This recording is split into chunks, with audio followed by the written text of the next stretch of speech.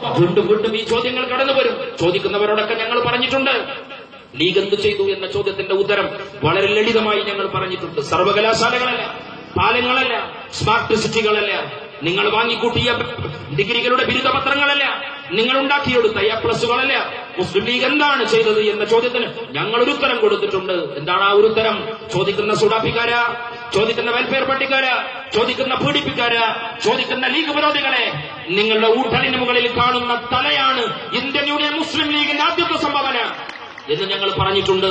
മുഹമ്മദ് അഖ്ലാഖ് എന്ന മനുഷ്യന്റെ ഊട്ടലിന്റെ മുകളിലെ തല തേടിയാണ് ഫാഷിസത്തിന്റെ ഗുണ്ടാപ്പട തന്റെ വീടുകളുടെ അടുക്കളപ്പുറത്തേക്ക് ഇരച്ചു കയറിയത് എന്ന വാർത്ത 2015 വായിച്ച് നമ്മൾ തള്ളിയിട്ടില്ല. തന്റെ പ്രിയപ്പെട്ട പിതാവിനെ പ്രതിരോധിച്ചതിന്റെ പേരിൽ ഡാനിഷ് എന്ന് പറയുന്ന മകൻ ആശുപത്രിയിലെ വെന്റിലേറ്ററിൽ തന്റെ ജീവിതത്തിന്റെ ശ്വാസങ്ങൾ നിലച്ചു പോകുമോ എന്ന് ഭയപ്പെട്ട് ആ മനുഷ്യന്, ആ കുഞ്ഞുമോന് വേണ്ടി കാവൽ നിൽക്കുകയാണ് ആ പ്രിയപ്പെട്ട മാതാവ്. ഇന്ന് ആ മനുഷ്യന്റെ ഉമ്മ പറയുകയുണ്ടായി, ഞങ്ങൾ വിറ്റുപോവുകയാണ്, ഞങ്ങളുടെ വീട് ഏറ്റെടുക്കുമോ, ഞങ്ങളുടെ പറമ്പേറ്റെടുക്കുമോ, ഞങ്ങളുടെ സ്ഥലമേറ്റെടുക്കാൻ ഒരു റിയൽ എസ്റ്റേറ്റുകാരനെയും അവിടെ കാണുന്നില്ല. അതുകൊണ്ട് സർക്കാർ ഞങ്ങളുടെ സ്ഥലമേറ്റെടുക്കണം, ഞങ്ങളുടെ സ്ഥലമേറ്റെടുക്കണം. എന്താ അവർ ചെയ്തത്?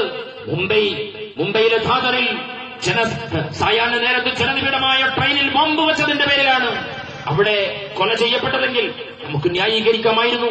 മേമന്മാരുടെ കഴുത്തിൽ കൊലക്കയർ വീണത് ഈ രാജ്യത്തിനെതിരെ പ്രവർത്തിച്ചതിന്റെ പേരിലാണെങ്കിൽ നമുക്ക് സമ്മതിക്കാമായിരുന്നു.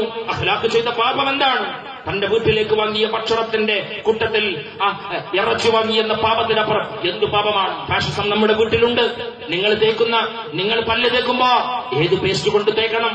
നിങ്ങൾ കഴിക്കുന്ന ഭക്ഷണത്തിൽ എന്തു ഭക്ഷണമാകണം? നിങ്ങൾ ഉടുക്കുന്ന വസ്ത്രം ഏതു ഭാഗത്തേക്ക് ഉടുക്കണം?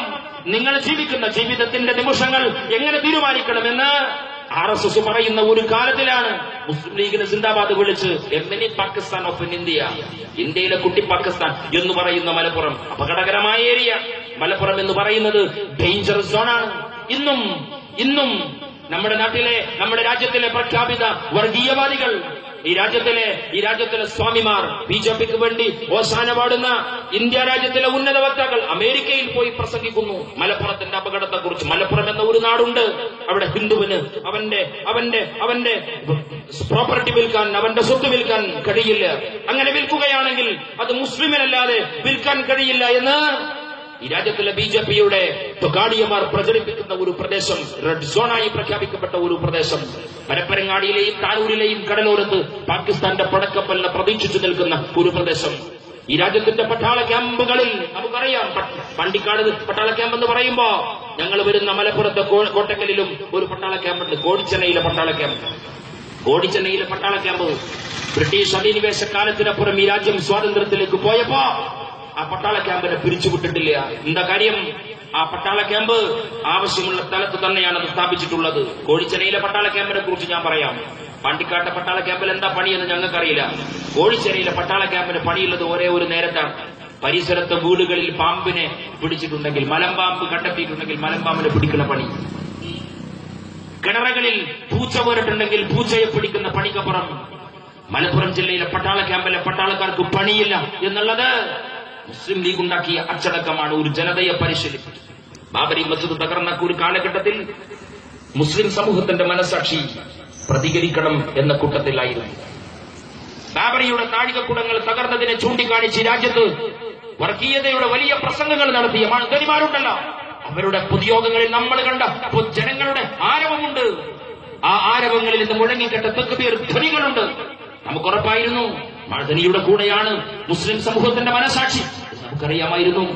പാലക്കാട്ടെ സിറാജുന്നീസ എന്ന പെൺകുട്ടി ഈ രാജ്യത്തിലെ വർഗീയവാദികളുടെ പോലീസുകാരിൽ വെടിയേറ്റ് കൊല ചെയ്യപ്പെട്ടപ്പോ അതിന്റെ പേരിൽ വിമർശിക്കപ്പെട്ട മുസ്ലിം ലീഗ് സിറാജുന്നീസ എന്ന പാവപ്പെട്ട പെൺകുട്ടിയുടെ മൃതദേഹത്തിന്റെ മുകളിൽ ഉയർത്തിക്കെട്ടിയ വിദ്വേഷ രാഷ്ട്രീയത്തിന്റെ കൂടെയായിരുന്നു മുസ്ലിം സമൂഹത്തിന്റെ മനസാക്ഷി. പക്ഷെ നമ്മൾ ഒഴുക്കിനെതിരെ നീന്തുകയായിരുന്നു.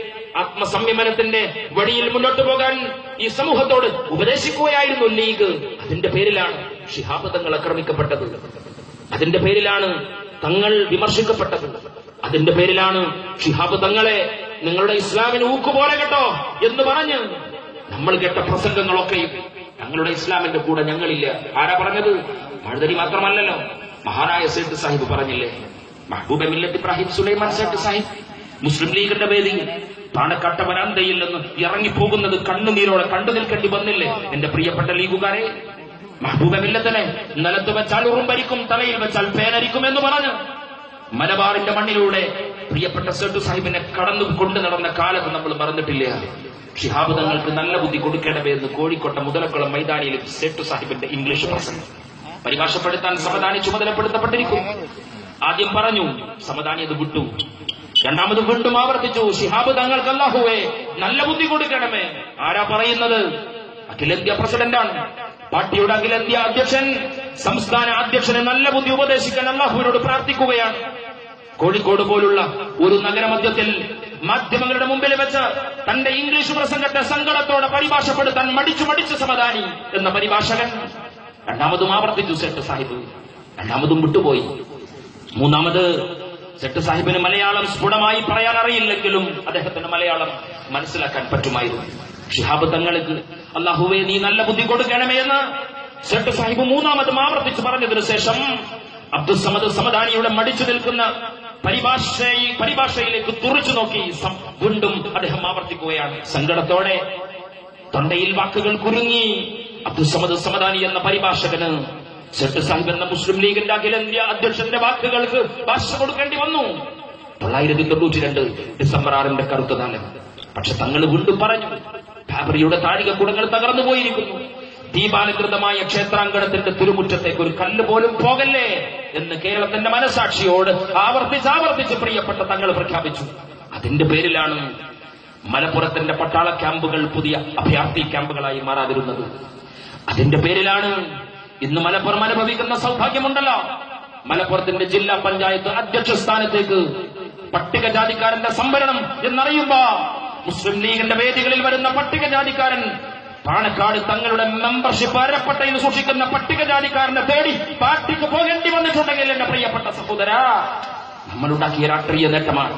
ഇതേ പട്ടികജാതിക്കാരന്റെ പടക്കൂട്ടമാണ് അഖലാഖിന്റെ വീട്ടിലേക്ക് ഇറച്ചു കയറിയത്. ഉത്തർപ്രദേശിലെ പട്ടികജാതിക്കാരൻ ഇന്ത്യയിലെ ഫാഷിസത്തിന്റെ ബുദ്ധി സവർണരാണ്, ഇന്ത്യയിലെ ഫാഷിസത്തിന്റെ ഉപദേശികൾ സവർണരാണ്, ഇന്ത്യയിലെ ഫാഷിസത്തിന്റെ അധികാരത്തിന്റെ അലങ്കാരങ്ങൾ അനുഭവിക്കുന്നത് സവർണരാണ്, കേന്ദ്രമന്ത്രിമാരുടെ പദവികൾ അലങ്കരിക്കുന്നത് സവർണരാണ്. പക്ഷേ കലാപങ്ങളുടെ തിരക്കഥകൾ രചിച്ച് കലാപത്തിലേക്ക് ജയ് കാളിമ എന്ന് വിളിച്ച് മുസൽമാനോക്ക് ദോസ്താൻ ഹേ ഹിന്ദുസ്ഥാൻ പാകിസ്ഥാൻ ഔർ ദോസ്താൻ ഖബറിസ്ഥാൻ എന്ന് പറഞ്ഞ് മുസ്ലിം ഗല്ലികളിലേക്ക് കയ്യിൽ പിടിച്ച തീപ്പന്തങ്ങളുമായി ഇറച്ചു കയറുന്നത് ഈ രാജ്യത്തിലെ പിന്നോക്കക്കാരനാണ്, ഈ രാജ്യത്തിലെ പട്ടികജാതി വർഗക്കാരനാണ്. ഗുജറാത്തിന്റെയും നരോദ പാട്ടിയയിലെയും നിറവയറുന്ന പ്രിയപ്പെട്ട മാലിക ബീഗം എന്ന പെൺകുട്ടിയുടെ നിറവയർ കുത്തിക്കേറി ഗർഭസ്ഥ ശിശുവിനെ തൃശൂലത്തിൽ കുത്തിനാട്ടി നരോദ പാട്ടിയുടെ തെരുവിലൂടെ കടന്നുപോയ വിശ്വ ഹിന്ദു പരിഷത്തിന്റെ ഗുണ്ടപ്പടക്ക് നേതൃത്വം കൊടുത്തത് പൂണൂരണിഞ്ഞ നമ്പൂരിമാരല്ല, ഈ രാജ്യത്തിലെ സവർണ പ്രമുഖന്മാരല്ല.